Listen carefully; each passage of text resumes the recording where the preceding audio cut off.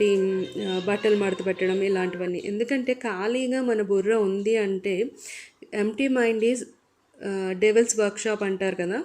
So అలాగా బుర్రలో పిచ్చి పిచ్చి ఆలోచనలు వస్తాయన్నమాట. నాకే కాదు చాలామందికి. అప్పుడే మనం గాసిప్స్కి ఎక్కువగా అలవాటు పడిపోతాం. వీళ్ళ దగ్గరికి వాళ్ళ దగ్గరికి వెళ్ళి వాళ్ళు వీళ్ళు అని మాట్లాడుకుంటూ వాళ్ళు అలా ఉన్నారా వీళ్ళు ఇలా ఉన్నారా, లేకపోతే ఫోన్లో ఎక్కువసేపు గంటల తరబడి మాట్లాడడం ఇలాంటివన్నీ చేస్తాం. నాకు అలాంటివి అస్సలు నచ్చదు.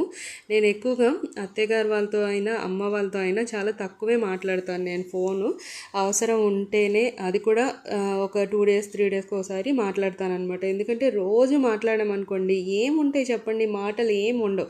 వాళ్ళ మీద వీళ్ళ మీద చెప్పుకోవడం తప్ప ఇంకేం ఉండదు అనమాట. సో అందుకు నన్ను నేను ఖాళీగా ఉంచుకోకుండా ఏదో ఒక పని అయితే పెట్టుకుంటాను. సో ఇవాళ అయితే నేను కొంచెం కిచెన్లోని కొన్ని క్లీనింగ్స్ అవి ఉంటే చేసుకున్నాను అనమాట. అలాగే ఇవాళ ఎప్పటి నుంచో కొబ్బరికాయ ముక్కలు ఫ్రీజర్లో పెడదాము అని అనుకుంటున్నాను. మా ఇంట్లో ఎక్కువగా కొబ్బరికాయ వాడతారనమాట, చాలా ఎక్కువగా వాడతాం మేము. కొబ్బరి రోటి పచ్చడానో లేదా చట్నీల కోసం అని చెప్పో లేదా పెరుగు పచ్చడి కోసమో ఇలా ప్రతి దానికి మేము ఎక్కువగా ఈ కొబ్బరి వాడతాం అనమాట. మొన్న అయితే తెప్పించాను. ఒక 3 కాయలేమో 100 రూపాయలంటే మా హస్బెండ్ తీసుకొచ్చారనమాట. వాటిని అయితే కొట్టేసి మా ఆయన పక్కన పెట్టేసి ఉంచారు. వాటిని అయితే నేను చిన్న చిన్న ముక్కలుగా చేసి ఫ్రీజర్లో పెడుతున్నాను అనమాట. ఇలా పెట్టుకోవడం వల్ల ఏంటంటే నాకు కొంచెం ఈజీగా ఉంటుంది. ఎప్పుడు కావాలంటే అప్పుడు చట్నీ చేయడానికి, పెరుగు పచ్చడిలు చేయడానికి, అలాగే కూరల్లో మసాలా కూరల్లో వేయడానికి ఈజీగా ఉంటుంది అనమాట. సో ఇవాళ అయితే ఆ పని పెట్టుకున్నానండి. కొంచెం సేపు ఖాళీగా ఉన్నా కూడా మన మైండ్ అనేది నెగిటివ్ ఆలోచనలతో నిండిపోతూ ఉంటుంది.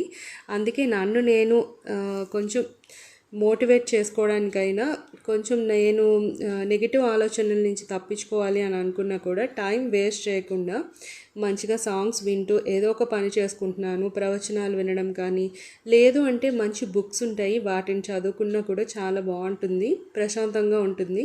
మనకి ఈ రోజుల్లో కావాల్సింది మాత్రం పీస్ ఆఫ్ మైండ్. అది గుర్తుపెట్టుకోండి. ఎవరైనా సరే ఫైనల్గా మనం పడుకునేటప్పుడు హ్యాపీగా మనశ్శాంతిగా పడుకోవాలి. దానికోసం మనం కొంచెం కృషి చేయాలి. అంతేగాని టైం ఉంది కదా అని వాళ్ళతో వీళ్ళతో కబుర్లు చెప్పుకుంటూ టైం వేస్ట్ చేయడం కానీ, లేదు అంటే గాసిప్స్ ఎక్కువగా మాట్లాడుకోవడం కానీ, ఇవి చేయడం వల్ల మాత్రం మనం హ్యాపీగా అస్సలు ఉండలేమండి. సో మనం హ్యాపీగా ఉండాలి అంటే మన పనులు మనం ఎప్పటికప్పుడు బద్దకించకుండా చేసేసుకుంటూ ఉండాలి. దాని మీద ఎక్కువ దృష్టి పెడుతూ ఉండాలి. మనల్ని మనం ఖాళీగా అయితే ఉంచుకోకూడదు. ఇది నాకు బాగా అలవాటు అయింది ఈ మధ్యన. ఎందుకంటే నేను చూసానన్నమాట ప్రాక్టికల్గా. ఖాళీగా ఉంటే ఏవేవో